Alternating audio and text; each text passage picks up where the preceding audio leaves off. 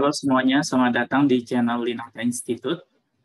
Pada kesempatan kali ini saya akan membahas bisa dibilang satu mata kuliah kimia dasar ya. Mata kuliah ini biasanya diberikan kepada mahasiswa di perguruan tinggi, khususnya di jurusan kimia, biasanya bisa dipecah ke dalam beberapa semester. Saya sendiri pernah mendapatkan mata kuliah ini dibagi dalam 3 semester. Jadi saya mendapatkan kimia dasar 1, kimia dasar 2, dan kimia dasar 3. Pada kesempatan ini saya akan gabungkan di dalam satu platform, jadi pembahasan ini akan mencakup kira-kira keseluruhan dari materi kimia dasar 1, 2, dan 3. Nah, ini buku yang akan digunakan di dalam pembahasan yang akan saya berikan. Edisi bahasa Inggris yang saya gunakan itu adalah edisi ke-6 ya. Di dalam edisi ke-6 ini Raymond Chang sudah ditemani oleh Jason Overby. Sedangkan terjemahannya dalam bahasa Indonesia adalah edisi ketiga yang masih dia tulis sendiri ya. Jadi kalau dalam bahasa Inggris judulnya General Chemistry, The Essential Concepts, diterjemahkan menjadi kimia dasar, konsep-konsep inti. Nah, ini isi dari buku yang dari bahasa Inggris, ada 22 bab. Nah, kira-kira kita akan membahas keseluruhan isi buku ini dalam 22 pertemuan ya. Jadi setiap pertemuan saya akan membahas satu bab ya. Pada pertemuan kali ini, video kali ini saya akan membahas bab pertama yaitu bab pendahuluan. Oke. Nah, kimia itu sebenarnya merupakan studi mengenai perubahan ya. Jadi kimia dan fisika mempunyai objek kajian yang sama-sama mempelajari materi, tetapi fisika dan kimia mempunyai fokus yang berbeda. Ya, fokus studi kimia itu pada perubahan zat. Ya, jadi zatnya itu mengalami perubahan, ya perubahan substansi, dan itulah yang kita pelajari ya. Jadi mengapa bisa berubah ya, yang kita kenal juga sebagai istilah reaksi dan dia bisa bereaksi dengan zat apa saja dan sebagainya. Ada juga energi yang menyertai perubahan itu ya, itu kita pelajari semuanya di dalam satu payung besar kimia. Nah, kimia sendiri sebenarnya ada beberapa cabang ya. Jadi ada cabang kimia analitik, ada cabang kimia organik, ada cabang kimia anorganik, ada cabang kimia fisik. Bahkan sebenarnya kalau kita mau lihat lebih luas ada cabang biokimia ya, yang lebih spesifik kimia bio anorganik dan lain-lain. Itu nah payung besarnya ya kimia yang kita mempelajari perubahan zat di dalamnya. Nah, tetapi sebagai satu studi fundamental, kimia juga bisa diterapkan atau menjadi ilmu yang sangat berguna untuk abad 21. Misalkan saja ya untuk kesehatan dan kedokteran. Ya, kita memerlukan ilmu kimia untuk menciptakan sistem sanitasi yang baik. Operasi dengan anestesi atau obat bius ya. Jadi itu akan membantu pasien yang dioperasi tidak merasakan sakit ya. Nah, obat biusnya itu kan suatu bahan kimia yang dikembangkan kerjasama antara kedokteran dan kimia ya tentunya ya. Jadi tidak bisa satu sisi saja ya. Jadi tidak bisa kedokteran tidak melihat perkembangan ilmu kimia, dengan demikian juga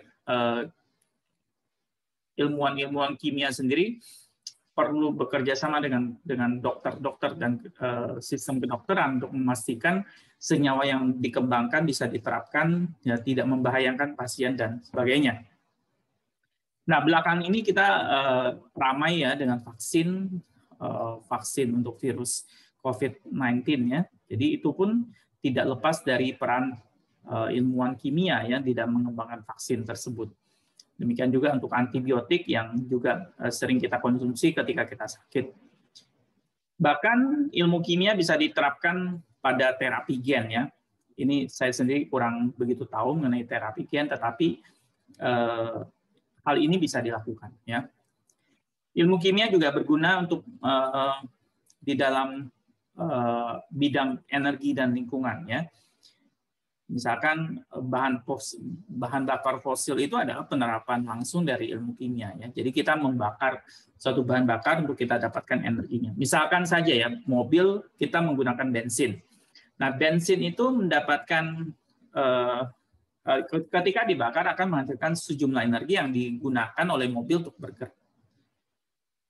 Nah, demikian juga pengembangan untuk mengatasi masalah lingkungan, sebutlah seperti itu yang disebabkan oleh bahan bakar fosil. Jadi kita kembangkanlah energi dari pembangkit listrik dari tenaga surya. Dan sebenarnya yang mempunyai potensi besar itu sebenarnya energi nuklir ya. Sampai saat ini negara yang persentase sumber energi listriknya paling besar dari nuklir adalah Prancis ya, sekitar 70%.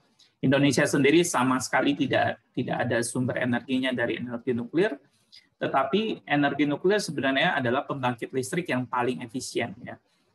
Nah, kita nggak tahu ada kemungkinan untuk ke arah sana atau tidak gitu ya. Oke, kita lanjutkan. Nah, di dalam bidang material dan teknologi juga ilmu kimia itu sangat berperan. Ya, bisa juga disebutkan sebagai penyebab masalah untuk beberapa hal yang kita temui saat ini ya. Polimer itu kan salah satu bentuknya adalah plastik ya. Plastik ketika ditemukan tentunya dianggap sangat-sangat berguna ya. Jadi bayangkan ya, kalau dulu orang mau bikin botol itu anggaplah pakai kayu ya. Saya membayangkan film-film kolosal China itu yang bikin botolnya itu yang model melengkung ya dari kayu itu ngukirnya setengah mati, itu dapatnya cuma satu. Sedangkan begitu plastik ditemukan, oh itu tinggal cetak ya, udah langsung jadi seperti itu ya. Dan saya pernah ke pabrik plastik, botol plastik seperti itu dalam 1 jam itu bisa cetak berapa botol. Nah, tetapi sifat plastik yang membuat dia sangat berguna juga sifat yang menyebabkan dia mempunyai potensi masalah juga gitu ya, yaitu dia sulit terurai. Nah, itu kita tahu semua lah ya. Demikian juga teknologi kimia bisa digunakan untuk menghasilkan superkonduktor pada suhu ruang misalkan. Ya, superkonduktor itu biasanya dihasilkan pada kondisi yang sangat dingin. Tetapi tidak menutup kemungkinannya akan dihasilkan superkonduktor yang bisa bekerja pada suhu ruang misalkan. Nah, perkembangan ilmu kimia juga sampai ke komputasi molekular ya. Jadi sebenarnya sudah sangat canggih mengenai hal ini gitu. Selain itu, kimia juga sangat berguna di dalam bidang pangan dan pertanian. Misalkan tanaman termodifikasi genetik. Ya mungkin dalam hal ini ilmu biologi lebih berperan. Tapi tentunya di dalam praktiknya ya tidak bisa dilepaskan juga dari peran ilmu kimia. Pestisida alami atau pupuk khusus. Nah, itu adalah penerapan langsung ilmu kimia untuk tantangan-tantangan yang kita hadapi di abad ke-21. Baik, kita akan lanjutkan ya. Nah, studi kimia itu mencakup makroskopis maupun mikroskopis. Ya.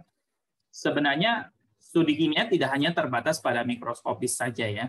Jadi kita tidak hanya mengurusi gambaran abstrak dari atom-atom yang sebenarnya tidak bisa kita lihat ya. Kita tetap harus melihat fenomena makroskopisnya itu apa sih? Oh, ada besi berkarat.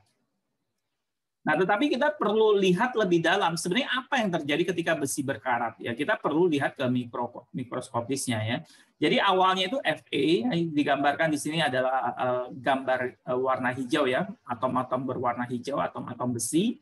Itu mestinya warnanya kita bilang silver lah ya, warna besi gitu. Nah, tetapi ketika dia berinteraksi dengan oksigen ya, bisa dari udara, bisa dari air. Nah, akan lebih cepat kalau besi itu ketemu dengan satu cairan yang bersifat asam, yaitu akan mempercepat reaksi korosi atau perkaratan besi.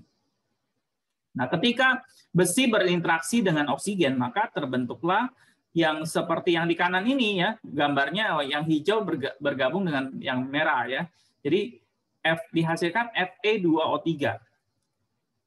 Nah, ini Kalau makroskopisnya kita lihat, oh ini besi awalnya warnanya silver, itu berubah menjadi warna merah kecoklatan, yaitu yang kita sebut sebagai karat besi.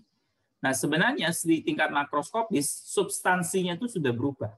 Ya, substansinya awalnya itu besi yang berwarna silver itu, di sini digambarkan atom berwarna hijau, itu dia tidak campur-campur dengan oksigen, tetapi begitu berinteraksi mengalami korosi, berkarat, maka senyawanya jadi seperti ini. Ya, zatnya itu jadi Fe2O3. Itu berbeda dengan Fe, ya, Fe saja atau zat logam besi saja itu berbeda dengan karat besi. Jadi studi ini ya timbal balik ya. Jadi kita dapatkan fenomenanya mungkin dengan melihat dunia makroskopisnya, tetapi studi mendalamnya itu harus sampai ke lingkup mikroskopis yang tidak bisa kita lihat dengan kasat mata, tetapi dengan berkembangnya teori kimia kita mempunyai satu landasan yang cukup untuk mengatakan bahwa fenomena mikroskopis ini terjadi. Walaupun kita nggak bisa lihat nih, ya, tetapi kita perlu mengembangkan teori yang seperti ini, interaksi atom-atom seperti ini untuk menjelaskan fenomena makroskopisnya. Ya, jadi memang mempelajari kimia itu bisa dibilang susah-susah gampang ya. Jadi susahnya itu adalah membayangkan hal-hal seperti ini, karena kita sebenarnya nggak bisa lihat. Tetapi kalau kita sudah mendapatkan ininya ya, benang merahnya, itu sebenarnya gampang ya. Jadi kita tahu tuh bahwa ini pasti ada perubahan zat di sini. Jadi perubahan zatnya itu apa? Awalnya besi ya, yang silver, fenomena makroskopisnya silver, di sini digambarkan atom-atom besi, pasti menjadi suatu zat yang berbeda, ya, yaitu Fe2O3 di tingkat mikroskopisnya. Digambarkan makroskopisnya bagaimana? Oh, terlihat terbentuknya karat besi yang berwarna merah kecoklatan. Nah, zat yang berwarna merah kecoklatan ini pasti berbeda dengan besi yang berwarna silver. Nah, makanya di tingkat mikroskopisnya kita bisa simpulkan kita perlu kembangkan teori atau penjelasan apa yang terjadi di balik fenomena besi berkarat. Baik ya, saya tidak akan membahas terlalu detail dulu ya, karena sebenarnya ini baru pendahuluan. Ada beberapa hal yang di dalam pendahuluan ini akan kita dalami di pertemuan-pertemuan berikutnya ya. Jadi kalau pada pertemuan pendahuluan ini teman-teman mendapati ada bagian yang membingungkan, itu jangan terlalu cepat berpikir bahwa kimia itu sangat sulit dulu ya. Tetapi simpan dulu ya, catat dulu pertanyaannya. Mungkin nanti akan terjawab di pertemuan atau di video berikutnya. Baik, saya lanjutkan. Nah, di dalam pendahuluan ini juga dibahas mengenai metode ilmiah. Ya. Kenapa perlu bahas metode ilmiah? Karena ilmu itu tidak turun dari langit. Ya. Jadi buku yang tadi saya cantumkan covernya atau buku apapun itu adalah rangkuman dari hasil-hasil penelusuran atau penelitian ilmiah. Nah, di dalam melakukan penelitian ilmiah itu biasanya menggunakan metode ilmiah. Ya, jadi kira-kira ada pengamatan, ada representasi, ada interpretasi, lalu dibuat hipotesis, diamati lagi. Nah ya, jadi hipotesis itu apa? Hipotesis itu penjelasan tentatif. Jadi berdasarkan pengamatan dibuat penjelasan tentatifnya. Tentatif itu artinya bisa berubah. Hipo itu kalau kita menafsirkan secara letter like ya, tesis itu kan suatu pernyataan. Hipo itu suatu pernyataan yang kecil lah ya, atau yang pendahuluan gitu. Nah, yang mungkin bisa ada cacatnya, ada kesalahannya ya. Nah, tetapi kalau ternyata hipotesis ini diuji berkali-kali dan terbukti benar, nah itu dia bisa berkembang menjadi hukum. Hukum itu pernyataan singkat mengenai hubungan fenomena yang selalu sama di bawah kondisi yang sama. Misalkan ya, hukum Newton itu, ya Newton merumuskan suatu hukum, gaya itu sama dengan gaya dikalikan percepatan. Nah, ini kita kenal dengan hukum Newton. Nah, sedangkan penelusuran ini kalau sudah ditemukan kaitan-kaitannya ya, nanti dibangun suatu teori untuk menjelaskan berbagai fenomena di dalam satu payung teori ini, maka dapatlah kita teori ya. Teori itu prinsip umum yang menjelaskan sekumpulan fakta dan atau hukum yang dibangun di atas teori tersebut.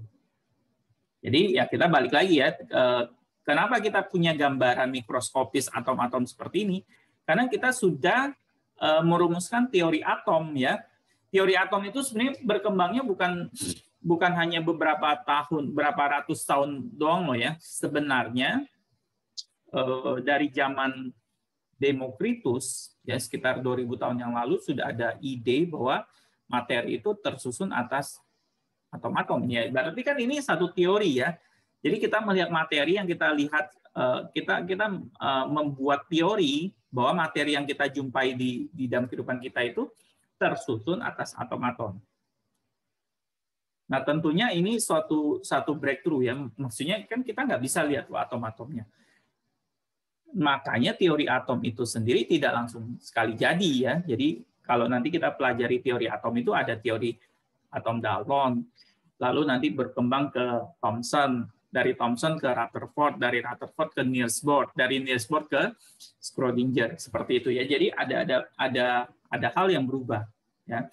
Nah, dengan teori ini kita bisa menjelaskan berbagai hal atau fenomena yang lain ya. Jadi karena teori ini mempunyai satu teori yang baik itu kan ada koherensi ya. Jadi tidak saling kontradiksi di dalam menjelaskan fenomena. Baik, kita lanjutkan ya. Jadi kita perlu metode ilmiah ya. Metode ilmiah kalau kita hanya perlu mempelajari ilmu yang sudah ada ya kita nggak perlu metode ilmiah. Walaupun sebenarnya kita juga perlu sanksi. Ini teori yang dihasilkan ini benar atau enggak gitu. Kecuali kalau kita terima mentah-mentah saja ya. Nah, tetapi kalau kita mempunyai sedikit keraguan, nah untuk ngecek keraguan kita itu ya kita perlu sejumlah metode yang kita bisa dibilang sebagai metode ilmiah. Termasuk di dalamnya studi literatur ya. Sebenarnya penelitian itu tidak bisa ya apalagi penelitian yang saat ini ya tidak bisa serta-merta kita langsung oke ya saya mau coba-coba aja siapa tahu dapat teori baru, tidak sederhana itu ya.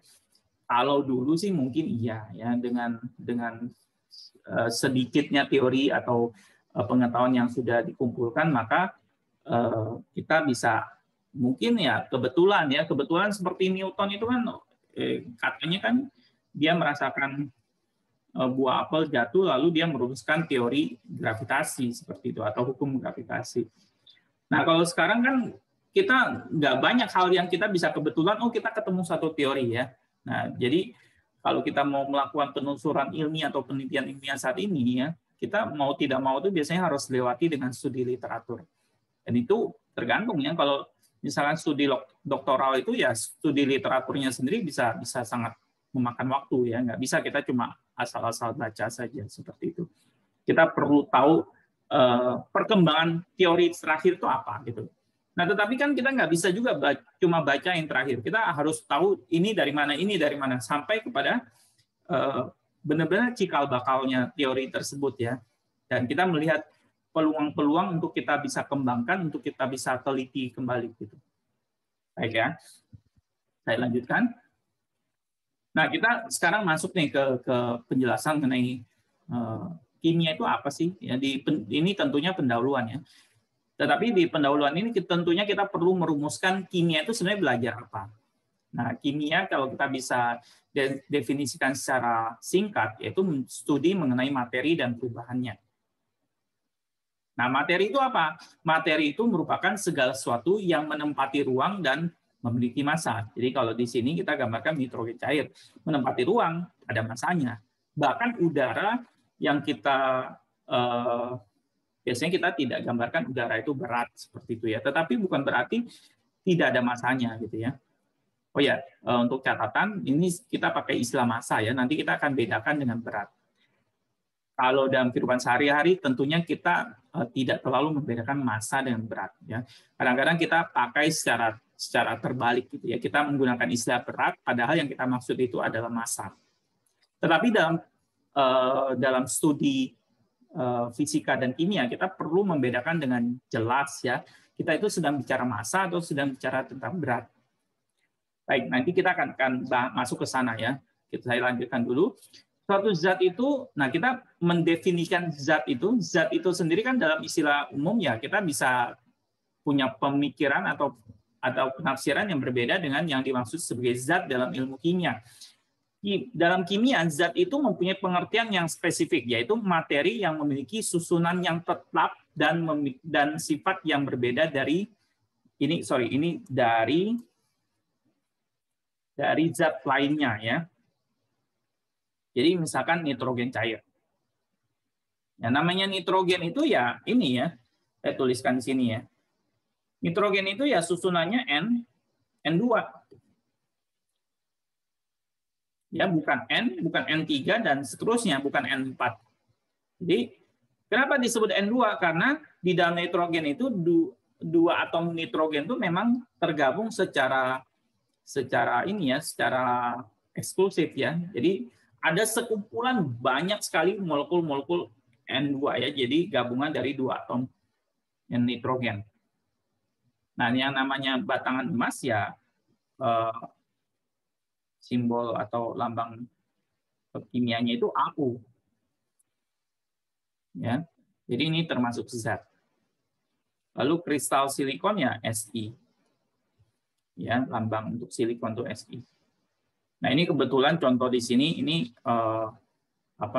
unsur semua ya. Di contohnya unsur.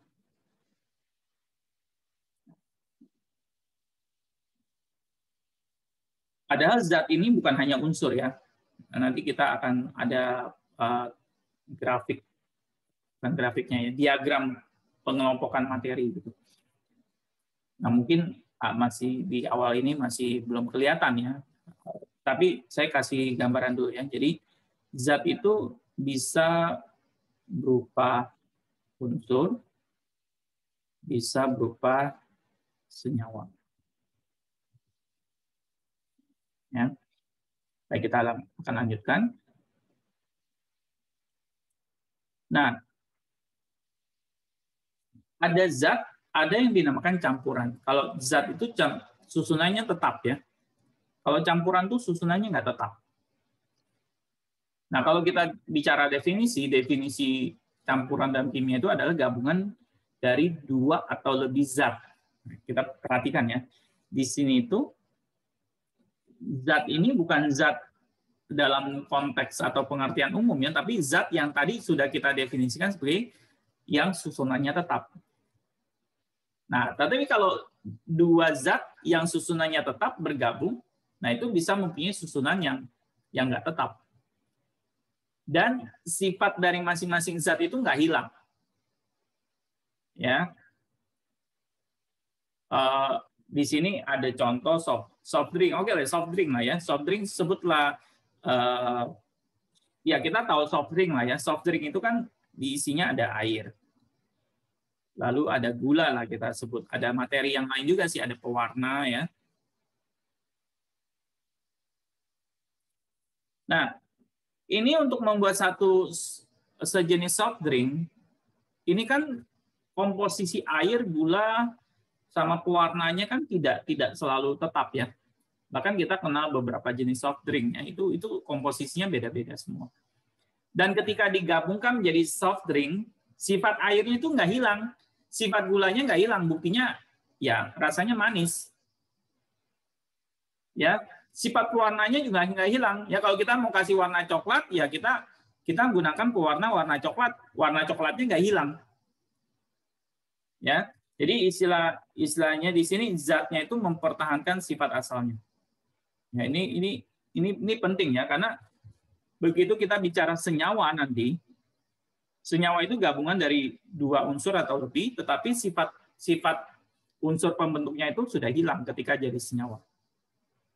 Jadi memang kita perlu dalam studi tertentu itu kita benar-benar langsung kontraskan campuran dikontraskan dengan senyawa. Nah itu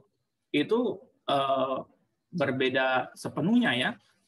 Jadi kalau campuran itu nanti kita bilang bisa dipisahkan dengan cara fisika, kalau senyawa nggak bisa. Senyawa itu harus dipisahkan dengan cara kimia. Nah, campuran itu bisa dibedakan menjadi campuran homogen ya. Di sini ada soft drink, susu, solder ya. Itu campuran homogen.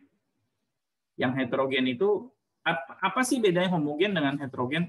Jadi kalau kita bicara dengan kalimat ya sederhana, homogen itu ya kelihatan penampakannya seragam gitu. Soft drink itu kan kita nggak bisa bedakan, oh ini airnya, ini gulanya, ini pewarnanya, nggak bisa, udah bercampur jadi satu.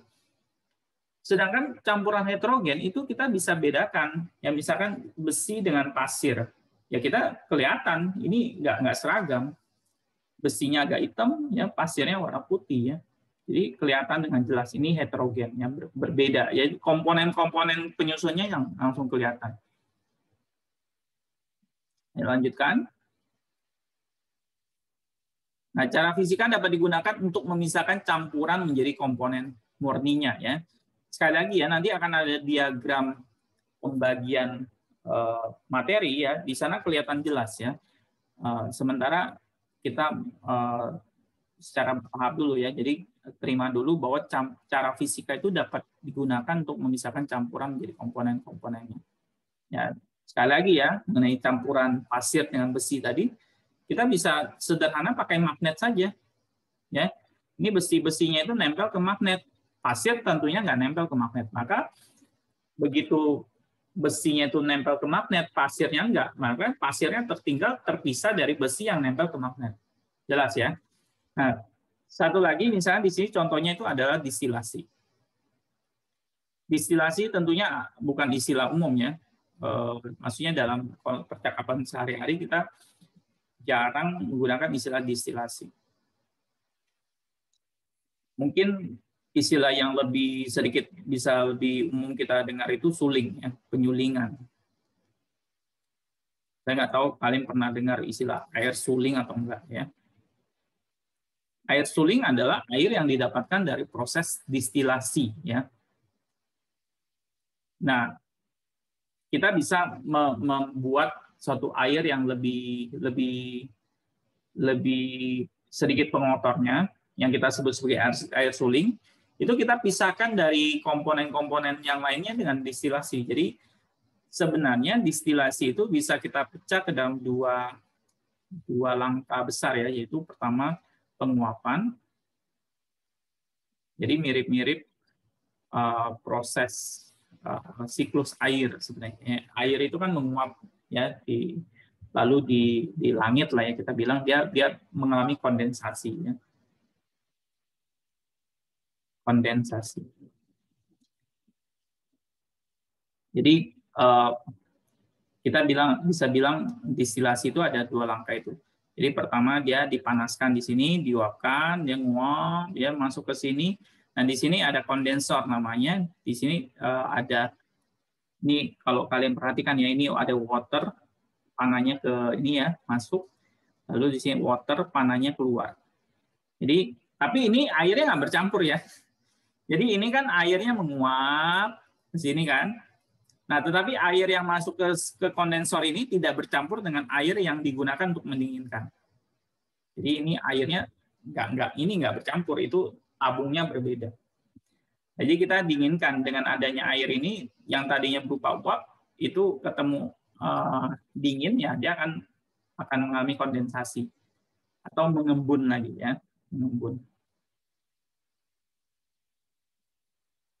Nah, kira-kira dapat nggak ya? Ini air, bentuknya cair ya, diuapin, ya jadi uap air, lalu didinginkan, mengembun lagi jadi air. Nah, di sini kita dapatkan air suling.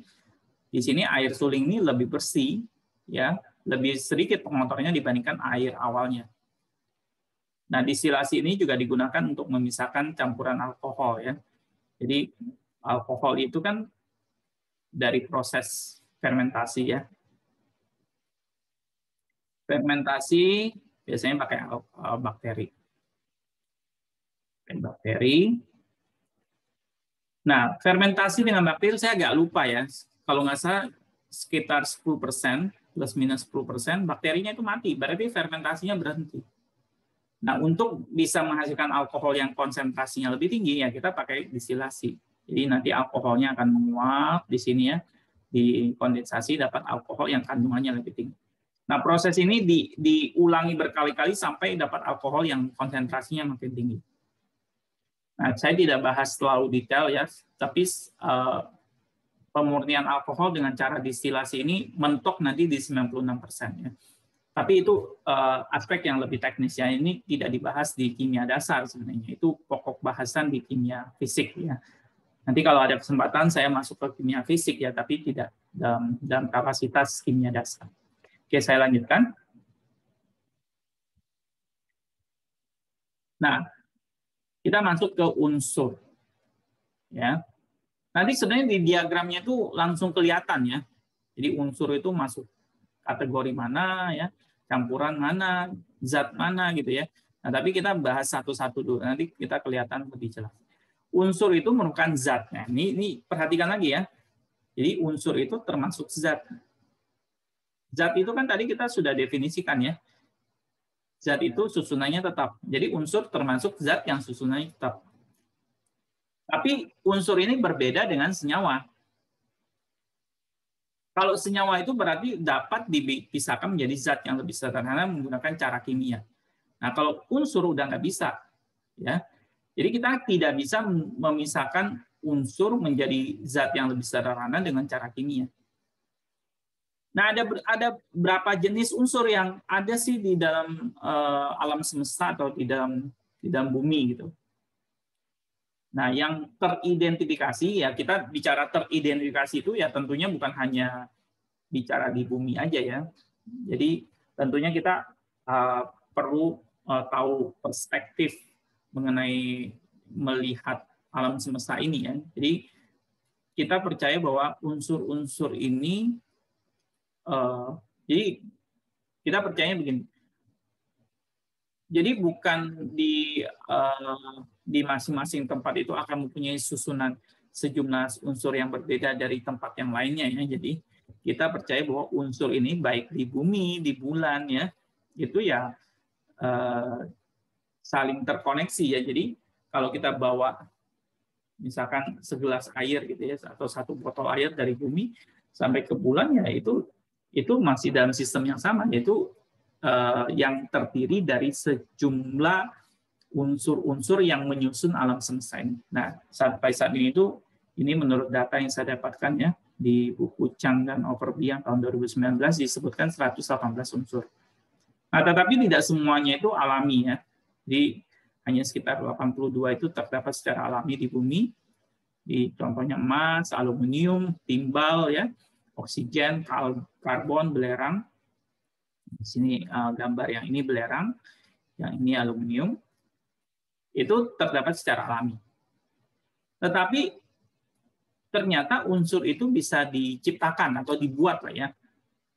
Tentunya diciptakannya bukan simsalabim jadi ya, tapi juga ada suatu bahan yang merupakan unsur yang sudah ada, lalu diproses sampai, nah nanti kita akan bahas lebih detail ketika masuk ke kimia nuklir.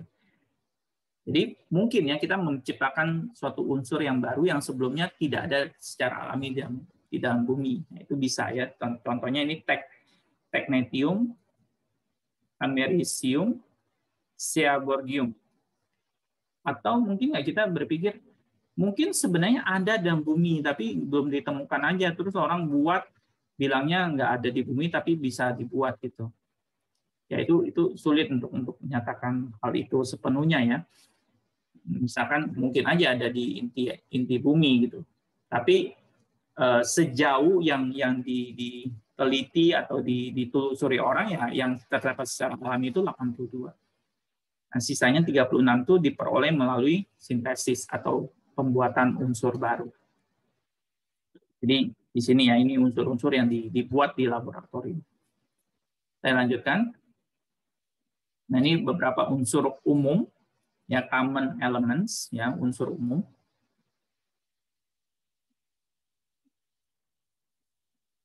Dan lambangnya ya. Jadi untuk suatu kemudahan ya, jadi perlu dilambang. Kalau enggak kita akan kepusingan ya, karena gabungan dari unsur-unsur itu ada jutaan, bahkan puluhan juta gitu. Jadi kalau kita nggak pakai simbol yang sederhana, itu kita membeda. Misalkan ya, ada senyawa yang namanya H2O, tapi ada yang namanya H2O2. Ya, ini yang kita minum sehari-hari nih, ya. Ini air nih. Tapi beda O1, ya ini namanya hidrogen peroksida. Ya, hidrogen peroksida ini bahan aktif untuk zat pemutih ya. Bahan aktif zat.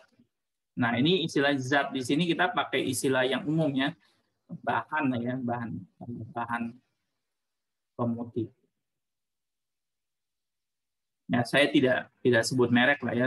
Tapi kalian bisa cari ya bahan pemutih. Nah, nanti kalian lihat bahan aktifnya apa aja. Ada yang H2O2, ada yang satu lagi natrium hipoklorit, NaOCl. Ya.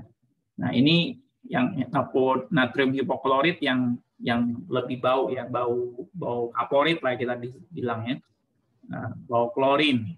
Nah, sedangkan H2O2 ini cenderung nggak ada baunya. Tapi ini beda, ini sama-sama berbahaya ya. Jadi kita nggak bisa bilang, oh ini mirip dengan H2O air ya, kita boleh minum. Nggak bisa, ini berbahaya sekali ya. Nah, maka ini susunan ini atau kombinasi unsur-unsur ini ada banyak, ada jutaan. Jadi kalau kita tidak lambangkan, kita tulis sepenuhnya hidrogen sama oksigen dan seterusnya, itu akan sangat-sangat menyulitkan ya. Jadi kita perlu lambangkan. Misalnya aluminium jadi Al.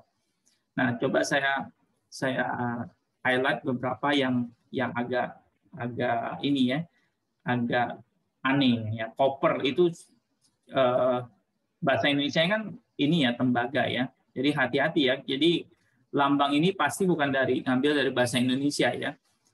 Bahasa Inggris pun bukan ya. Jadi kalau kebetulan bahasa Inggrisnya sama dengan istilah Latin atau Yunani, yang mungkin bisa aja langsung sama gitu. Tapi kalau berbeda, misalnya copper ya, itu dilambangkannya dengan Cu ya, bukan Co.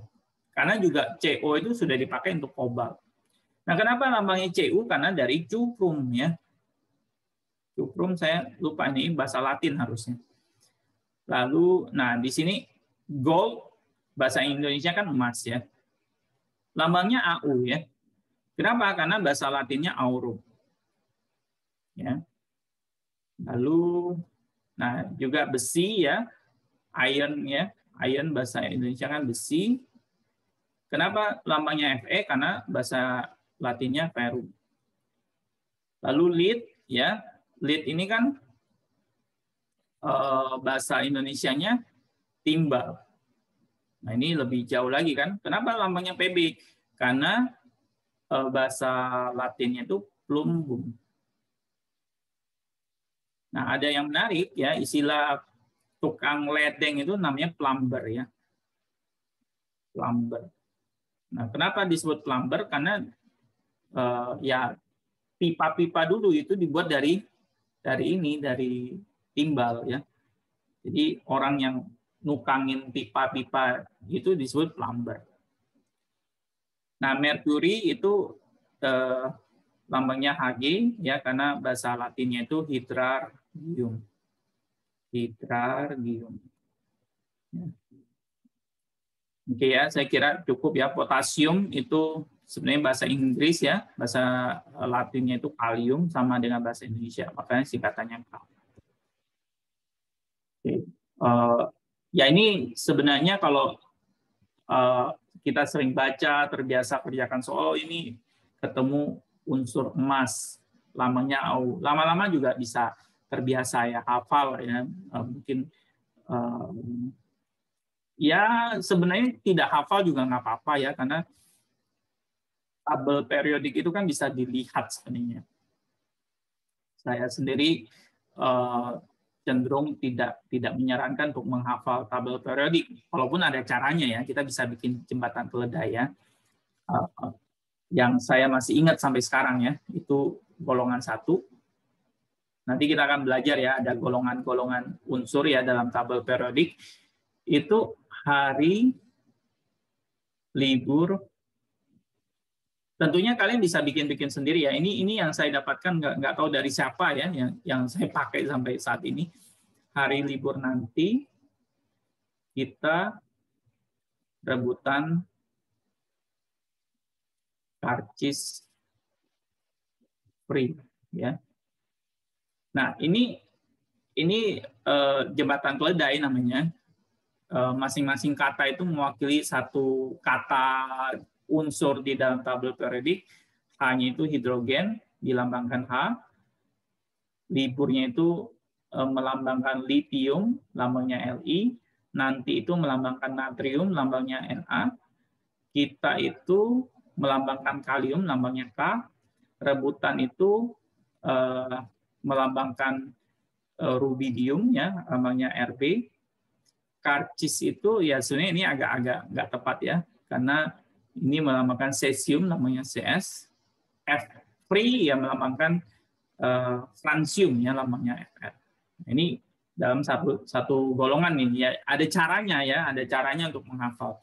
Tapi itu nggak compulsory ya, nggak wajib sebenarnya. Kita bisa tinggal lihat di tabel periodik saja. Nah, mungkin dari penjelasan ini saya kasih gambaran bahwa unsur-unsur itu biasanya pakai nama dari Latinnya ya, simbol-simbolnya itu disingkat dari nama Latinnya. Oh ya, satu hal lagi mungkin bisa menjadi catatan bahwa memang sebisa mungkin itu unsur pakai singkatan yang sesederhana mungkin. Ya, paling sederhana ya satu huruf. Misalkan ada karbon ya. Sini ada karbon satu huruf. Lalu ada klorin satu huruf, hidrogen satu huruf, iodin satu huruf, nitrogen satu huruf. Nah, tetapi tentunya kita nggak bisa pakai C semua ya, untuk misalkan karbon, klorin, kromium, semuanya pakai C doang, nggak bisa. Maka karena C saja sudah dipakai oleh karbon, maka unsur-unsur yang lain yang juga awalannya C itu harus ditambahkan inisial tambahan. Ya. Jadi misalnya klorin itu Cl, kromium itu Cr, ya, dan inisial tambahannya itu harus huruf kecil. Ya, misalkan karena nanti akan berbeda ya, kalau dua-duanya huruf besar itu bisa jadi itu zat yang berbeda. Salah satu contoh yang sangat umum itu adalah ini CO ya.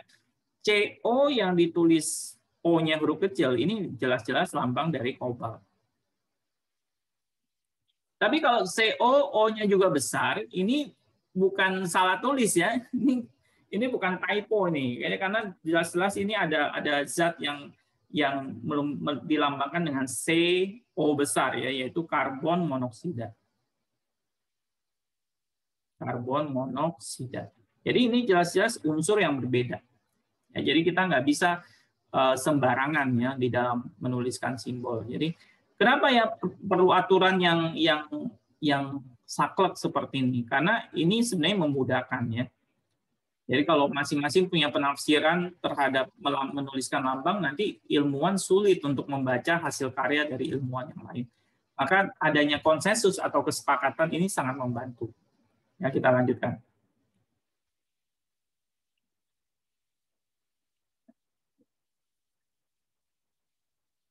Lanjutkan. Stop it.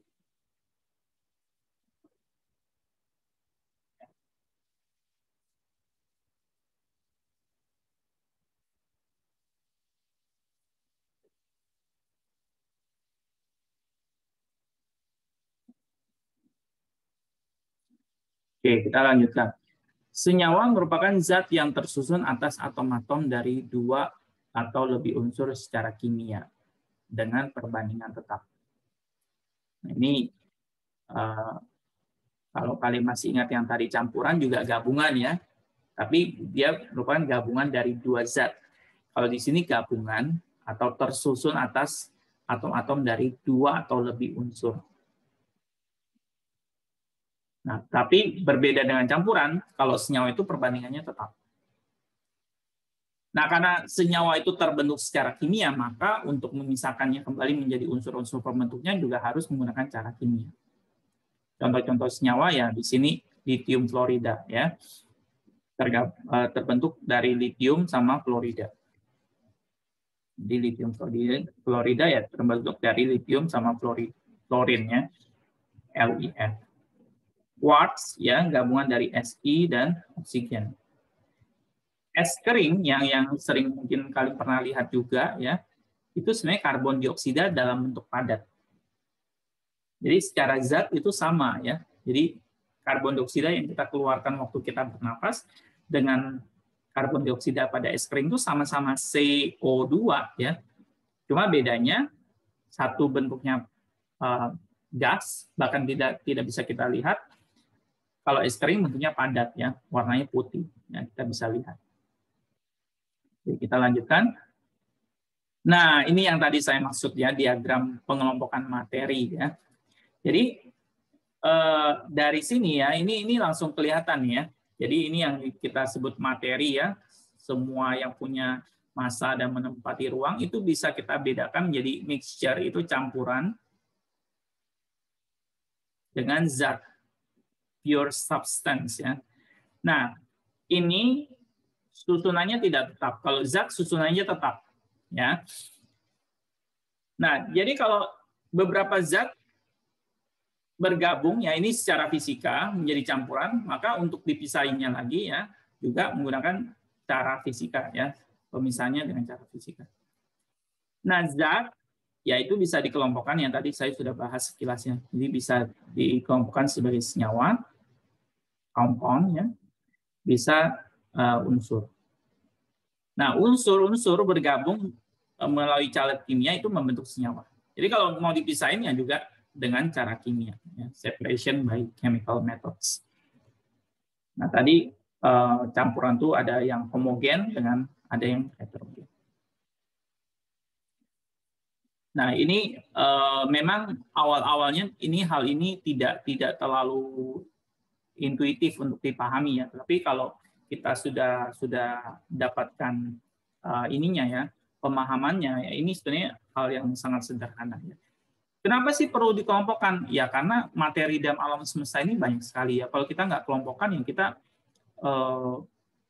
akan kesulitan sekali ya. Kita pelajari trivial semua ya. Oh, zat ini berbeda dari ini semuanya juga berbeda. Tapi kalau kita temukan pattern-nya atau polanya, oh ternyata cuma sekelompok ini saja ya. Jadi kita bisa kelompokkan materi yang sedemikian banyak ke dalam beberapa kelompok ini saja.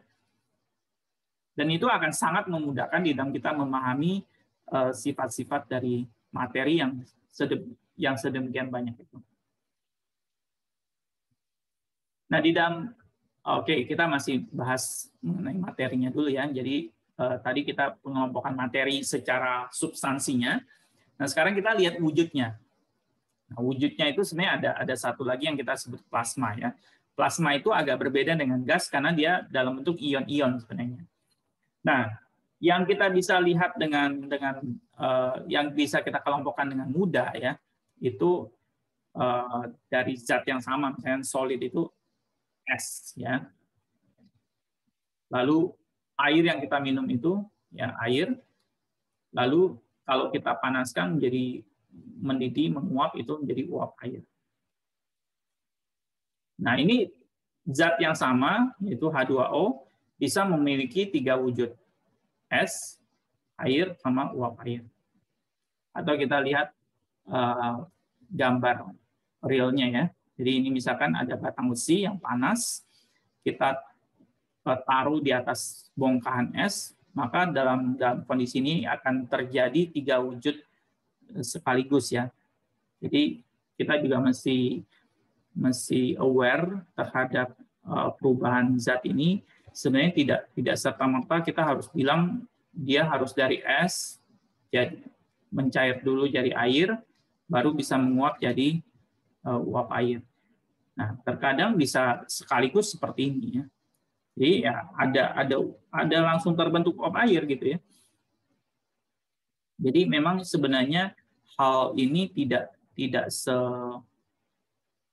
sekaku yang kita gambarkan selama ini ya. Jadi contoh seperti ini itu bisa langsung tiga wujudnya tuh tampak sekaligus. Jadi ini masih berupa padatannya. Ada air yang sudah meleleh ya, ini yang berupa cairan, tapi juga ada yang langsung terbentuk menjadi uap. Ini ya, ini zat yang sama, tapi wujudnya tidak. Ya, jadi kita juga perlu perhatikan hal ini. Nah, lalu kita tadi kan kimia studi perubahan, ya, jadi tapi kita harus pelajari ya bahwa perubahan itu tidak semuanya perubahan kimia. Ada yang cuma terjadi perubahan fisika. Jadi perubahan fisika itu tidak mengubah susunan dan identitas zat tadi ya. Jadi es mencair ya, kan es jadi air kan. Nah wujudnya doang ya, wujudnya aja yang berubah. Jadi padat menjadi cairan. Tapi substansinya di sini H2O, kita bisa tuliskan dalam kurung wujudnya solid, itu menjadi H2O. Ya, jadi susunan zatnya itu tetap H2O, nggak berubah. Tapi di sini menjadi wujudnya liquid. Ya. Jadi H2O solid menjadi H2O liquid. Jadi susunannya nggak berubah H2O. Identitasnya nggak berubah. Jadi itu masih zat yang sama-sama H2O, yaitu biasanya kita sebut yang lebih mewakili kan air ya. Jadi kita sama-sama H2O yang kita representasikan itu air. Kita nggak sebut representasinya itu es ya, walaupun es itu merupakan salah satu wujud yang bisa ditampakkan oleh H2O ya. Lalu gula larut dalam air. Jadi gula larut dalam air, gula padat itu C12 H22O11.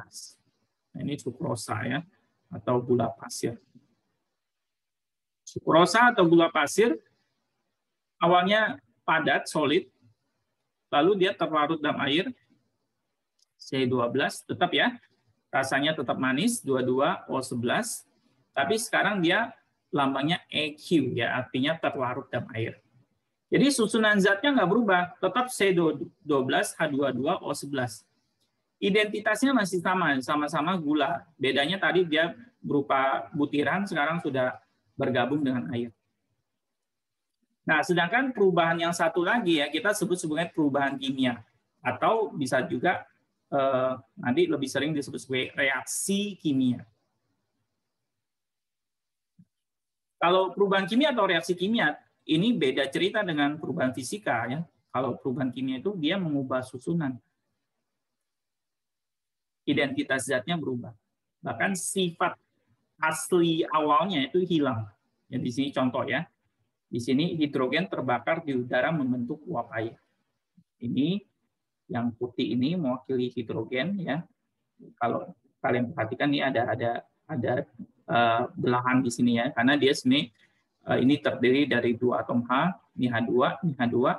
Ketemu dengan ini juga ada belahannya. Jadi ini yang merah ini adalah O2. Nah, ini gas hidrogen itu mudah terbakar. Yang mudah terbakar. Jadi ini ada sifatnya. Oksigen itu gas untuk membakar. Nah, hasilnya itu di sini ya, yang ada merah putih ini. Ini yang merah itu oksigen, ini H, ini H ya. Jadi H2O ini sifatnya bagaimana? Sifatnya itu dia sulit terbakar, bahkan karena sulit terbakar itu bisa digunakan untuk memadamkan api. Jadi aneh ya. Jadi terbentuk dari zat yang mudah terbakar, justru hasilnya itu zat yang dipakai untuk memadamkan api. Nah ini juga menjelaskan sekaligus menjelaskan yang tadi kimia ya. Jadi sifat zat pembentuknya, sifat hidrogen dan oksigen hilang ketika terbentuk air.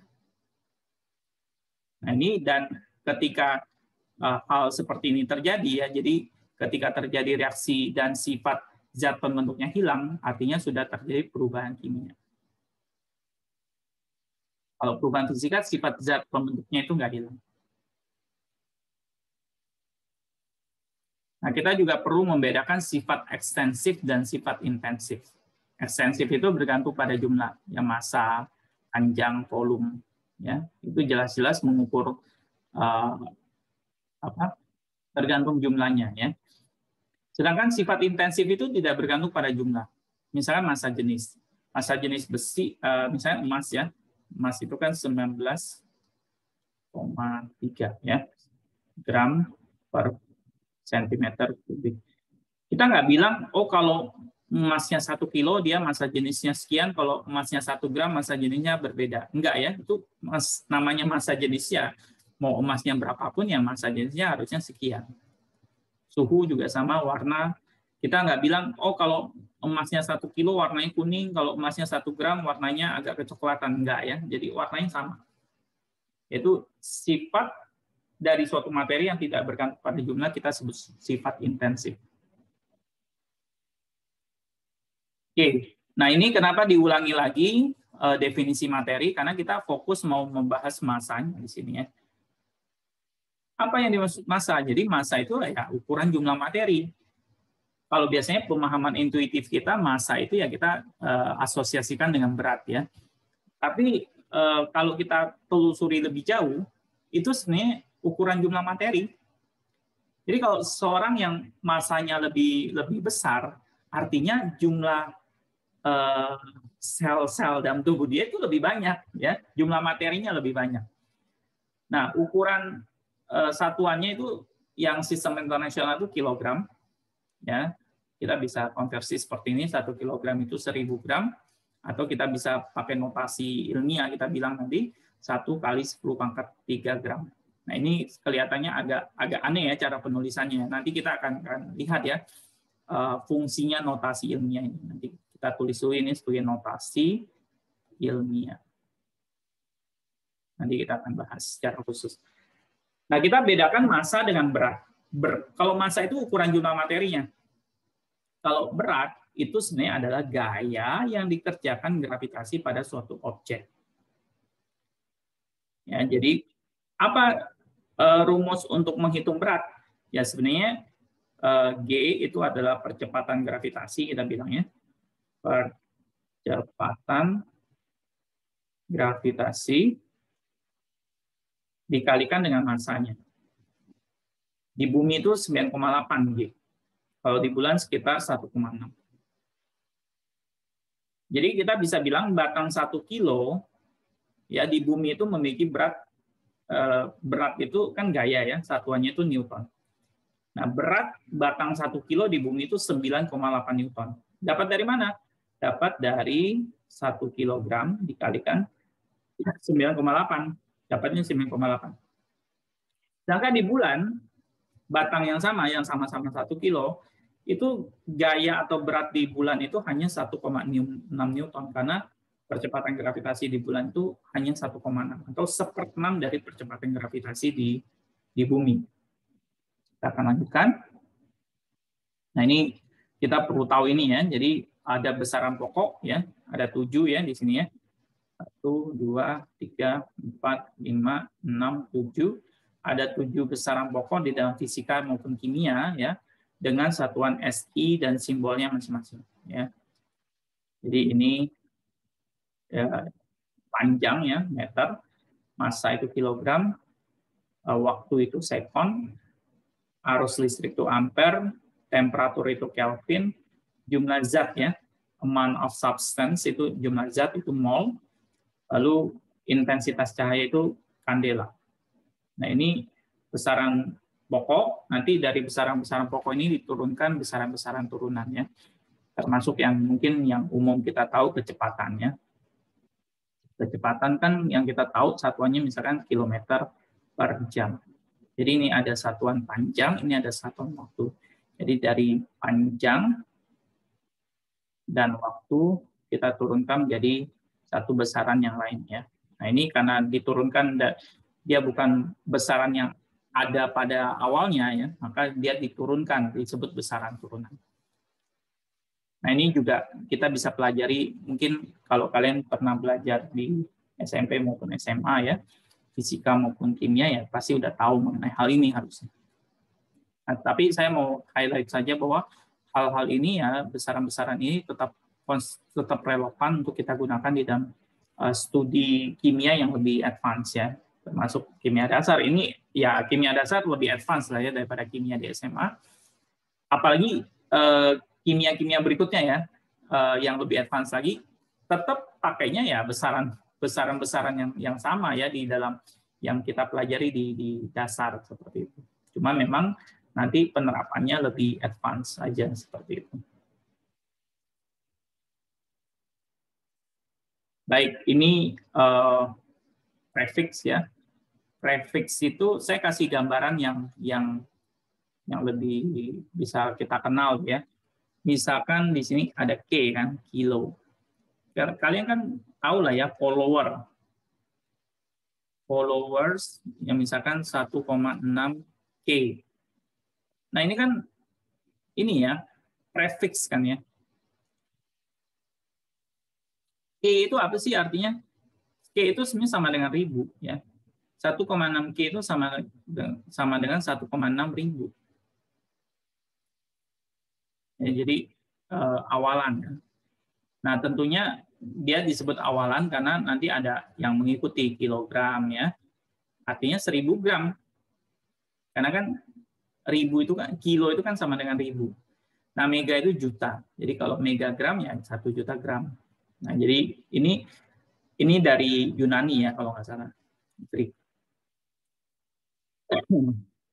Nah, jadi masing-masing itu ada prefixnya ya, yang kita bisa padankan dengan pangkat berapa. Jadi misalkan kilo ya pangkat 3, mega pangkat 6. Ya. Biasanya selang 3 ya. Saya tidak tahu kalau ada di antara kecuali yang dalam angka yang kita umum pelajari ya, dari kilo itu per 10 ya. Kilometer, hektometer, dekameter, meter, desimeter, sentimeter, milimeter. Nah, ini beda satu pangkat semua. Nah, tapi begitu milimeter turun ke bawah itu beda 3 ini ya. Dari milimeter jadi mikro ya, mikrometer. Beda 3, sorry di sini ya.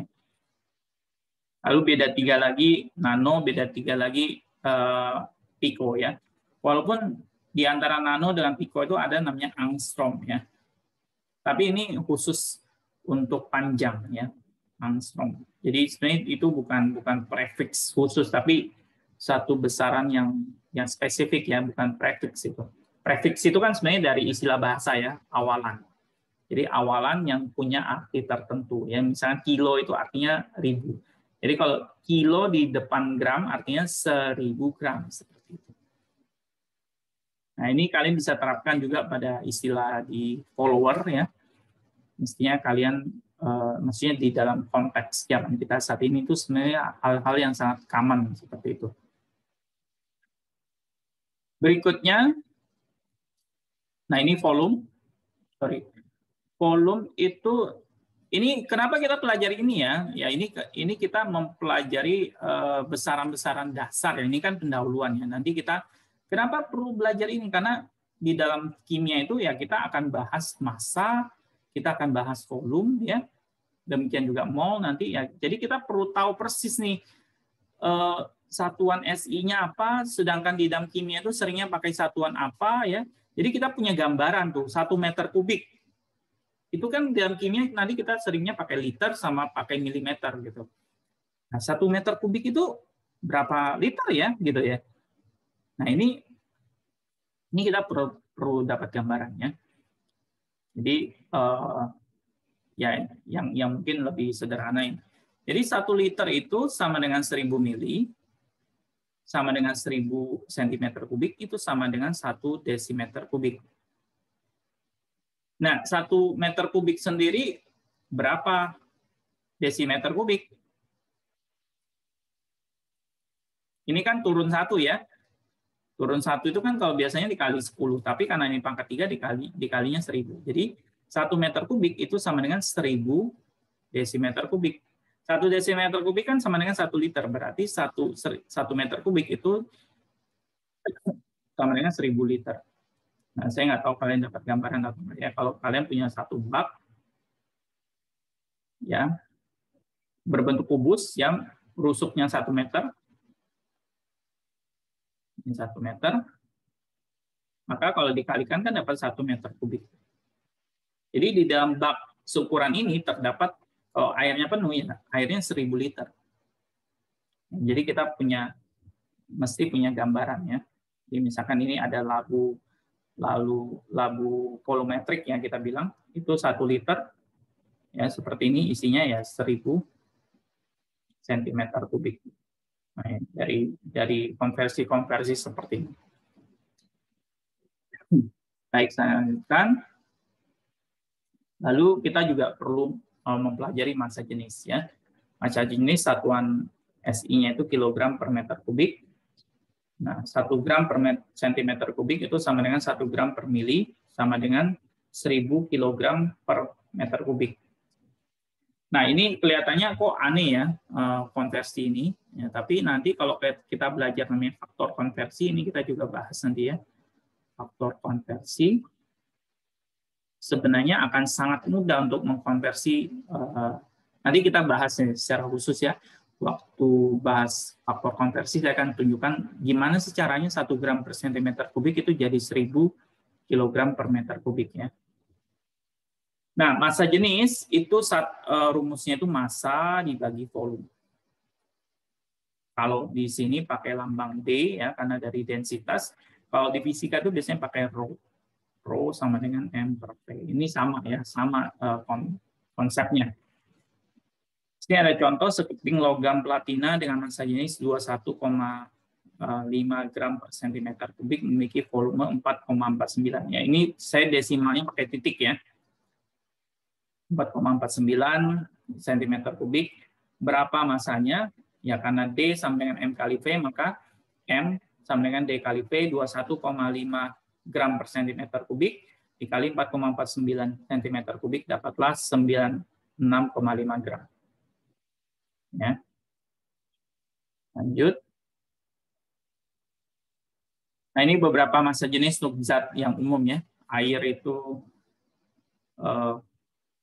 ini bahasa Inggrisnya, air ini udara 0,001 gram per centimeter kubik, etanol itu 0,79, lebih ringan daripada air ya, water itu 1, tapi ini pada suhu 4 derajat Celcius ya, 4 derajat Celcius, karena suhunya beda-beda, nanti massa jenisnya beda. Merkuri atau raksa itu 13,6 gram per centimeter kubik, ini garam dapur 2,2, besi 7,9, emas 19,3, osmium 22,6 ya. Tadi platina 21, berapa tadi? 21,5. Nah, kita juga perlu mempelajari perbandingan skala suhu. Di sini ada 3 ya, Kelvin, Celsius, Fahrenheit. Nah, yang kita perlu perhatikan itu adalah posisi antara ini ya, freezing point of water sama boiling point of water. Jadi kalau Celsius itu dari 0 sampai 100. Jadi ini skalanya 100.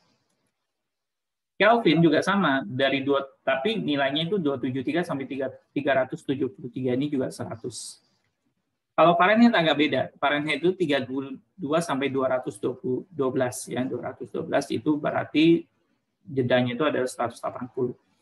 Maka perbandingan antara Celsius dengan Fahrenheit itu ya, dari air es mencair sampai air mendidih itu adalah 100 banding 180 atau 5 banding 9. Nah, sebenarnya rumusnya itu dari sini. Kalau Kelvin sama Celsius sama ya, sama-sama 100, maka tinggal tambahkan 273,15. Dari Celsius ke Kelvin tinggal tambah 273. Ya. Sedangkan kalau dari Celsius ke Fahrenheit, kita harus kalikan 9/5. Karena setiap 5 derajat Celsius itu tambah 9 derajat Fahrenheit. Maka kalau dari Celsius, kita harus kali 9 bagi 5. Baru ditambahkan 32. Kenapa perlu ditambahkan 32? Karena pada saat Celsius 0 derajat, Fahrenheit itu sudah 32. Ya, di sini ada contohnya. Konversi 172,9 derajat Fahrenheit menjadi derajat Celsius. Nah, kebalikannya, kalau dari Fahrenheit ke derajat Celsius, kita harus kurangi dulu dengan 32 ya, atau kita kalau ini ya, kita olah rumus ini, kan awalnya rumusnya ini ya, Fahrenheit, kita cari dari Celsius, kita kali 9/5 ditambah 32. Nah, 32-nya kita pindahkan ke kiri, ya, plus 32 pindah ke kiri jadi minus, ya, minus 32. Ini masih sama 9/5 kali derajat Celsius. Nah, sekarang derajat Celsius kita tinggalkan di kanan, 9/5-nya kita pindahkan ke kiri, maka menjadi 5/9. Jadi kita kurangi dulu 179,2 ya, 179,2 dikurangi 32, kita kalikan 5/9, dapatlah 78,3 derajat Celcius. Ya. Berikutnya, nah ini notasi ilmiah yang tadi saya bilang ya, kenapa kita mesti tulis 1 kali 10⁻³ gram ya, itu sama dengan 1 kilogram. Nah, kalau ini kan nggak terlalu banyak ya nolnya, cuma 3/1000. Tapi kalau kita bilang berapa ya jumlah atom di dalam 12 gram karbon? Nah, ada sebanyak ini nih. Angkanya kan panjang ya. Maka di dalam hal ini kita perlu pakai namanya notasi ilmiah ya. Jadi ini yang disebut notasi ilmiah. Jadi kita bisa tuliskan angka yang panjang ini sebagai seperti ini aja ya, 6,022 ya, ini titik ini desimal ya, 6,022 kali 10⁻23 ya, atau berapa ya massa satu atom karbon di dalam satuan gram? 0,0000, ujungnya 199, panjang sekali ya. Tetapi kita bisa gunakan notasi ilmiah, kita hanya tulis 1,99 kali 10⁻23. Nah ini ya dapat polanya kan. Ini 1,99 ini kita lambangkan sebagai N, lalu dikali 10 pangkat N ya, pangkat minus 23 ini kita gantikan dengan N. Nah ini pola umum notasi ilmiah, tapi N besarnya itu ada syaratnya, merupakan bilangan antara 1 sampai 10. Jadi perhatikan ini kita nggak pakai 60,2 ya, tapi pakai 6,022. Kita berarti bilangan ini di antara 1 dan 10. Ya, nggak boleh lebih kecil dari 1, nggak boleh lebih besar dari 10. Kenapa mesti seperti ini? Ya, seperti yang tadi ya, ini mesti ada konsensus. Karena dengan dibatasin antara 1 dan 10 itu kita mempunyai pola penulisan notasi ilmiah yang sangat memudahkan ya, dibandingkan kita menuliskan sepanjang ini, ya kita bisa tuliskan hanya seperti ini saja, 6,022 kali 10⁻23. Nah, lalu angkatnya itu ya, kalau yang ini kan pangkat positif karena bilangannya sangat besar. Kalau ini pangkat negatif karena bilangan yang sangat kecil. Ya. Jadi bisa pangkat positif, bisa pangkat negatif. Kita lanjutkan. Nah, ini ditunjukkan caranya. Kenapa satu pangkat positif, kenapa satu pangkat negatif. Jadi yang ini tadi itu kita menggeser desimal ke kiri istilahnya. Ini gesernya berapa kali gesernya? 23 kali, makanya dapatnya 10⁻23. Nah, kita pakai contoh yang lebih sederhana. Ini titik di sini desimal ya, bukan pemisah 1000. Jadi 563,762. Nah, ini kan ini ya. Nanti kita belajar juga apakah perlu dituliskan semuanya seperti ini, ya tergantung angka pentingnya. Ini berikutnya kita akan bahas angka penting. Nah, di sini tentunya asumsinya semua ini angka penting, maka dituliskan semua. Kita tidak bulatkan intinya ya. Biasanya kita pakai istilah pembulatan ya. Nah, jadi supaya dapat angka yang di antara 1 sampai 10 kita harus geser berapa kali?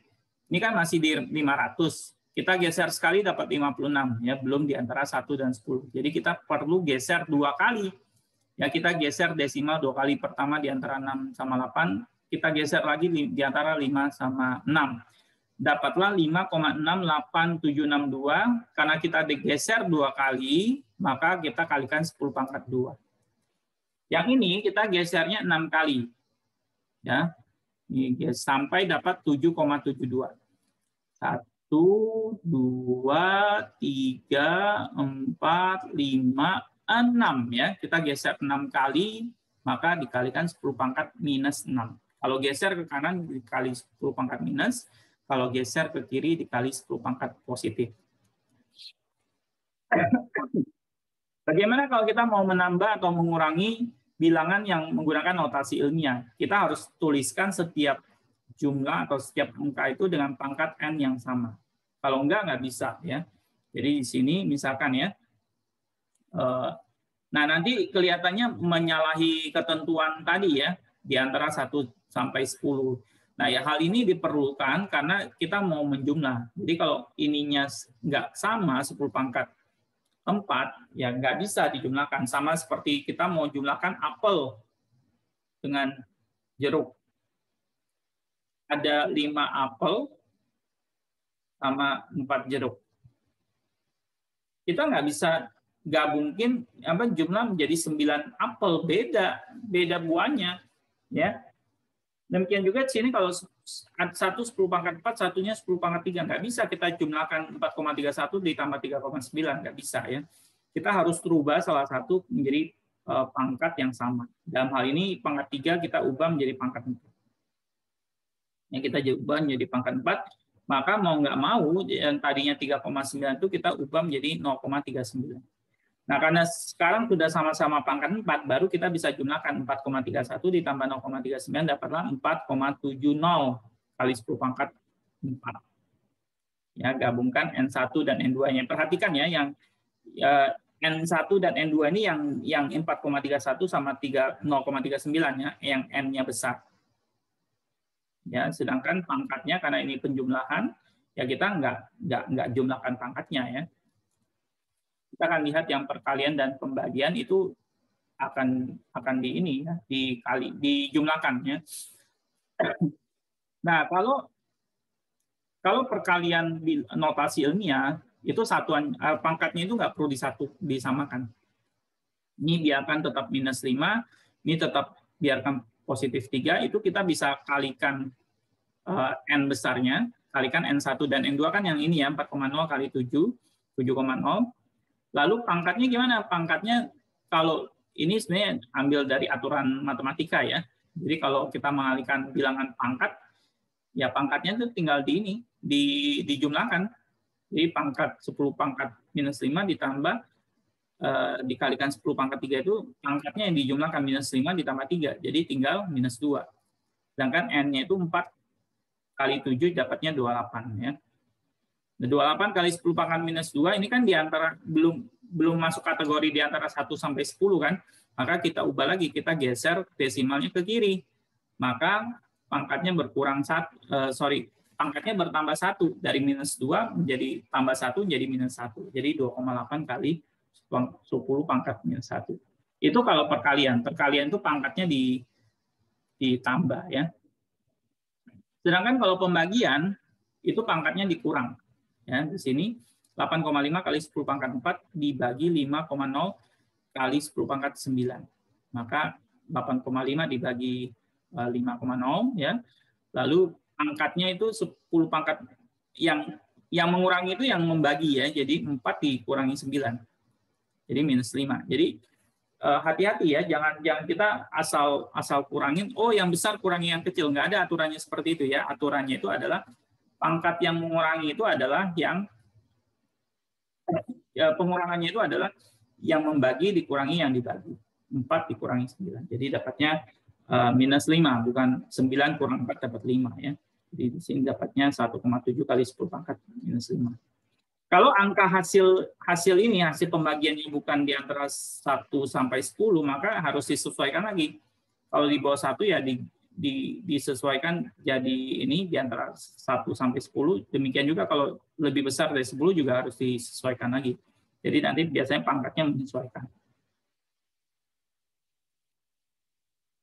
Baik, itu notasi ilmiah. Nah, sekarang kita masuk ke angka penting. Mengapa kita perlu pelajari angka penting? Ya, simpelnya itu untuk tahu bagaimana kita membulatkan. Ya. Nah, saya sering ditanya ya, Pak, membulatkannya sampai berapa angka di belakang koma? Nah, sebenarnya itu pertanyaan yang kurang tepat ya, karena sebenarnya udah ada aturannya ya. Jadi, misalkan di sini ya, setiap angka bukan 0 itu angka penting. Jadi kalau tulisannya seperti ini, ya ini 4 angka penting. Angka 0 di antara angka bukan 0, ya angka penting. Jadi 606, nolnya ini termasuk angka penting, jadi 3 angka penting. Angka 0 di kiri itu bukan angka penting. Jadi 0,08 itu hanya 8 ini saja yang angka penting. Jadi dia ada 1 angka penting. Nah, kenapa kita perlu mendefinisikan seperti ini? Karena dengan mendefinisikan seperti ini nanti kita bisa terapkan pada perhitungan penambahan, pengurangan, perkalian, pembagian. Itu ketika kita lakukan perkalian dan operasi-operasi seperti itu, kita bisa simpulkan, oh ini harus berapa angka penting. Artinya kita harus bulatkan sampai berapa angka di belakang koma, dan seterusnya seperti itu. Jika suatu bilangan lebih besar dari 1, maka setiap angka 0 di kanan titik desimal merupakan angka penting. Ini 2 ini kan lebih besar dari 1, maka semuanya angka penting, 2 angka pentingnya di sini 2,0. Sedangkan kalau jika lebih kecil dari 1, 0,0042 kan lebih kecil dari 1 ya. Maka yang angka 0 yang di ujung saja sama di tengah yang merupakan angka penting. Jadi 0 di depan itu bukan angka penting. Ya. Jadi angka pentingnya yang mana? 4, 2, sama 0 di belakang. Jadi ada 3. Nah ini aturannya, penerapannya kita bisa lihat ya.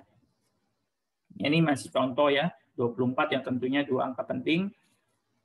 3001 ya, jadi angka 0 di antara angka bukan 0, jadi 4-4-nya angka penting. Nah, di sini 0,0320, 0 di belakang angka penting, 3 ini bukan 0, 2 bukan 0, jadi ada 3 angka penting. 6,4, berapa angka pentingnya? Ya, cuma ini, cuma yang ini. Kalau ini kan 0 di belakang itu kan sudah kembali lagi ke aturan yang awal tadi, 0 itu bukan angka penting ya. Maka di sini angka pentingnya hanya 2. 560, berapa angka penting? Ya cuma angka bukan 0. Kecuali kalau 506 itu 3 angka penting. Tapi kalau 560 angka pentingnya cuma 2. Ya karena 0 itu di sini bukan angka penting. Jadi 0 yang angka penting itu kalau desimal ya, desimal dituliskan. Desimal itu kan tidak perlu dituliskan nolnya kan sebenarnya kalau di ujung. Jadi kalau dituliskan artinya dia penting. Ya, justru kalau bilangan satuan seperti ini kalau dapatnya 0 itu dia bukan angka penting. Tapi kalau dia di antara angka bukan 0, nah itu dia termasuk 0 yang tersebut itu bisa ya, itu merupakan angka penting. Nah, ini yang tadi saya bilang penerapan dari angka penting ini ya. Jadi, Pak, ini dibulatkan menjadi berapa angka di belakang koma? Jadi 1, 2, atau 3. Nah, tergantung operasinya bagaimana. Nah, di sini kan dijumlahkan ya, 89,332 ditambah 1,1. Nah, kalau di dalam penambahan dan pengurangan, kita membulatkannya itu sampai ya desimalnya itu tidak lebih dari desimal terkecil dari angka yang dijumlahkan. Ini kan ada 3 desimal. Tapi ini cuma 1. Jadi kita pakai patokan 1 ini aja. Jadi begitu dapat 90,432, kita harus bulatkan menjadi 1 desimal saja karena ngikutin yang desimal tersedikit ya, yang paling sedikit yaitu cuma 1. Jadi kita bulatkannya sampai 1 angka di belakang koma. Ya, jadi menjadi 90,4. Nah, di sini ya dikurang 3,70, nah ini 2 angka di belakang koma, ini ada 4. Ya kita pakai patokan 2. Jadi begitu dapat 0,7867, kita hanya boleh bulatkan sampai 2 angka di belakang koma. Jadi sampai sini saja. Nah, dari 6 kan dibulatkan ke atas menjadi 0,79. Itu penambahan dan pengurangan. Kalau perkalian dan pembagian, nah kalau itu sama ya aturannya, yaitu kita gunakan angka penting yang paling sedikit. Misalkan ya di sini 4,51 kan 3 angka penting. Ini 3,6666 ini sebutlah 5 angka penting ya. Nah, yang paling sedikit 3 angka penting, maka hasil kalinya itu mesti ada 3 angka penting. Dapatnya kan ini ya 16,536366. Ini nggak bisa karena ini ada 2, 4, 6, 8 angka penting, nggak bisa karena pengalinya atau faktor yang dikalikan itu paling sedikit 3 angka penting, maka hasilnya itu harus 3 angka penting juga. Jadi dibulatkannya sampai mana? Sampai 3 angka penting. Sampai angka sini aja, 16,5.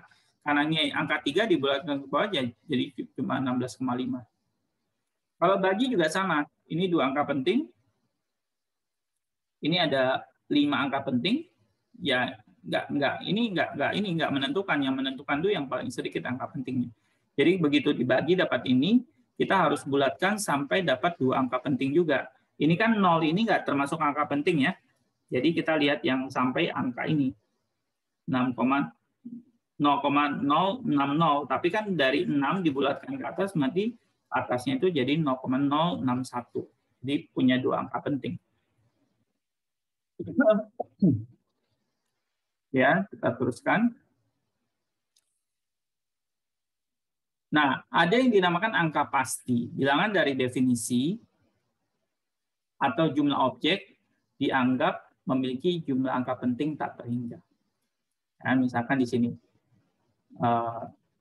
rata dari 3 pengukuran. Jadi jumlah objek pengukuran berapa? Objek pengukurannya ada 3.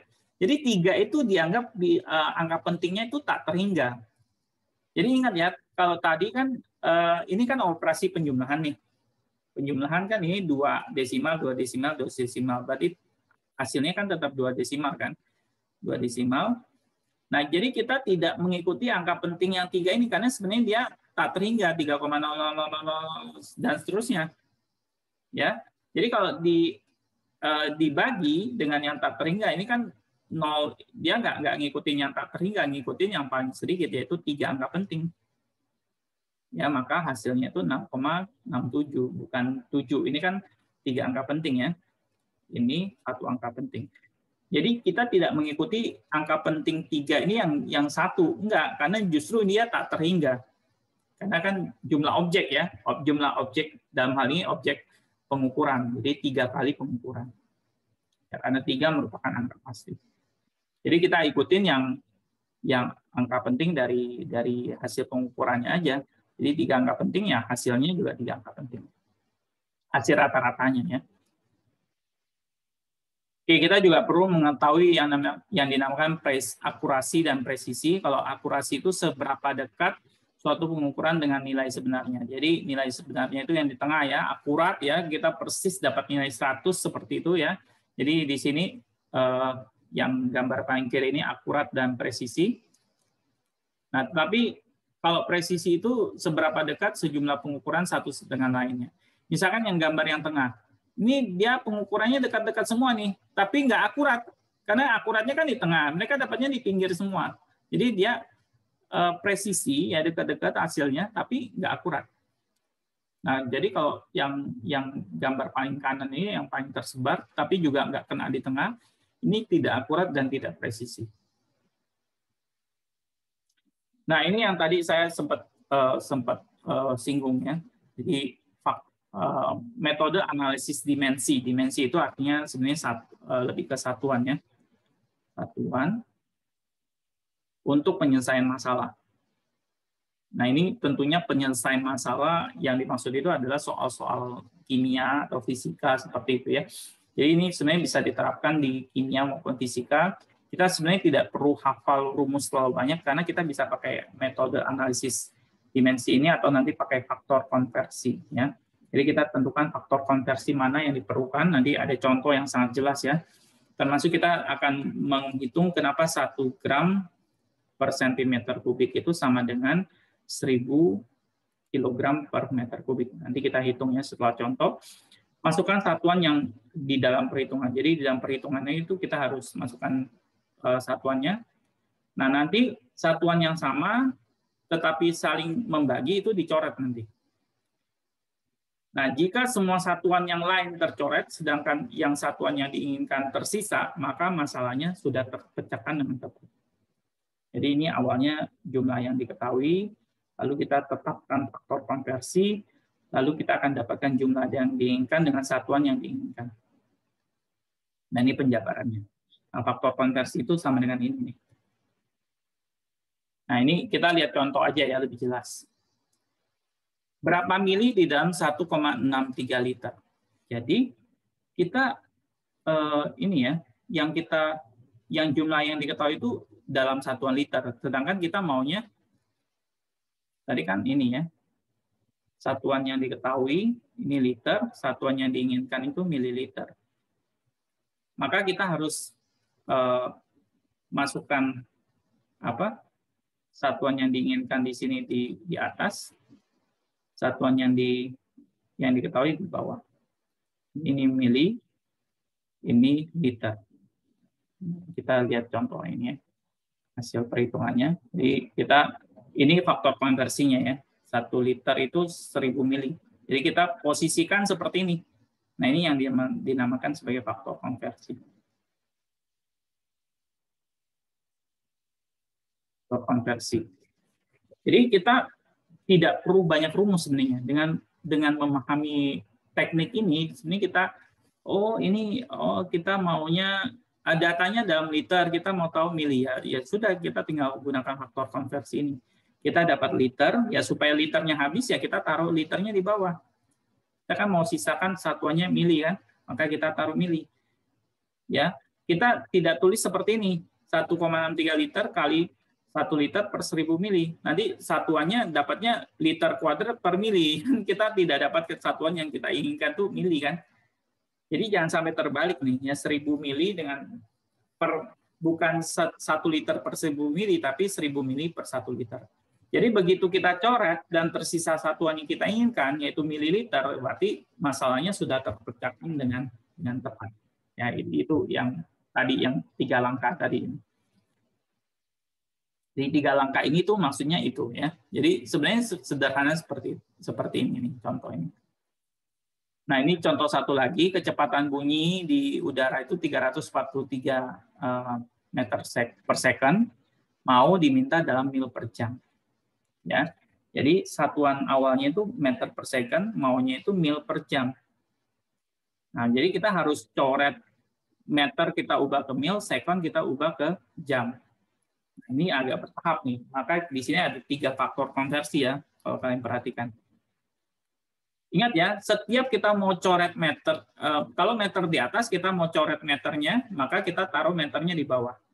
Jadi bukan 1609 meter per 1 mil, jadi tapi 1 mil per 1609 meter. Karena apa? Karena di sini meter di atas, maka supaya bisa dicoret kita taruh meternya di bawah. Jadi ini data-data faktor konversinya.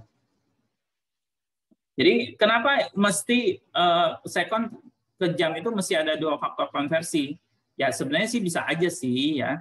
Kita langsung pakai 1 faktor konversi untuk menggabungkan 2 hal ini ya. Jadi kan ini 2 kali nih. Tapi kita bisa jadikan 1 kali, yaitu 1 jam langsung ke second itu 3600 second ya. Tapi nggak apa-apa juga ya, secara bertahap seperti ini, 2 tahap. Jadi pertama kita mau coret sekonnya di bawah, maka kita taruh sekon di sini di atas ya. 60 sekon itu 1 menit. Lalu kita coret lagi menitnya, kita taruh 60 menit, itu 1 jam. Nah, maka perhatikan ya, meter coret dengan meter, ya, sekon coret dengan sekon, lalu di sini ada menit coret dengan menit, tersisa satuan apa? Mil per jam ya. Maka kita dapatlah satuan ini. Oh, kelihatannya ini cuma coret-coret. Enggak, angka-angkanya itu dikalikan. 343 dikali 1 dibagi 1609 dikali 60 bagi 1 dikali 60 bagi 1. Dapatlah 767. Ya, silakan dicoba. Nah, jadi perkaliannya itu seperti ini. 343 kali 1 kali 60 kali 60 bagi 1600, saya tuliskan di sini ya, bagi 1609. Nah, dapatnya 767. Ya, satuannya yang tersisa mil per jam. Ya, jangan asal tulis satuan yang diinginkan aja tanpa proses coret-coret ini ya, karena bisa aja kita salah menuliskan ya. Kalau salah menuliskan ya hasilnya pasti salah. Tapi kalau kita pastikan coretannya benar, jadi begitu satuan-satuan dicoret dan tersisa satuan yang kita inginkan, berarti masalahnya itu sudah terpecahkan dengan baik, dengan tepat. Oh ya, tadi saya mau tunjukkan ya, jadi dari 1 gram per sentimeter kubik, kita mau ubah ke kilogram per meter kubik kan. Berarti kita ubah seperti ini ya. Jadi gram ke kilogram, sentimeter kubik ke meter kubik. Jadi kita ubah gramnya dulu deh ya. Jadi gram di atas, maka kita harus taruh gram di bawah. Kita ubah menjadi kilogram. Nah, tentunya 1 kilogram 1000 gram. Nah, kelihatannya kan 1 bagi 1000. Kok bisa jadi lebih besar ya 1000? Nah, tapi jangan lupa, sentimeter kubik kita kalikan lagi. Sentimeter kubik kita mau ubah ke meter kubik. Kita taruh sentimeter kubiknya di atas, meter kubiknya di bawah. 1 meter kubik berapa sentimeter kubik? 1 juta. Nah, ini perhatikan ya, 1 dibagi 1000 dikali 1 juta, dapatlah 1000 kilogram per meter kubik. Nah, itulah kenapa dari gram per sentimeter kubik diubah menjadi kilogram per meter kubik, kita dapatkan angka yang lebih besar, yaitu 1000. Baik, untuk pertemuan video kali ini sampai di sini. Berikutnya kita akan masuk ke bab yang kedua, yaitu atom, molekul, dan ion.